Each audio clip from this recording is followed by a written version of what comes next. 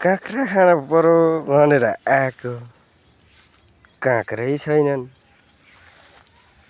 भेटेलान् कि नभेटेलान् ओइ ओइ ओइ ओइ ल गाइस काँक्रा हेर्नुस् त कहाँ छ काँक्रो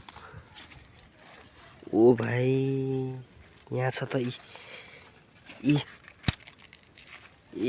एउटा काँक्रो भेट्यो है गाइस डल्लो परेको काँक्रो अनि अर्को यहाँ छ काँक्रो कोलाई मन पर्छ गाइस काँक्रो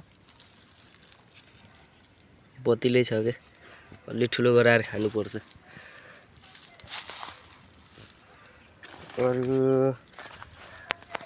यहाँ पनि छ गाइस सानो बतिलो छ अरु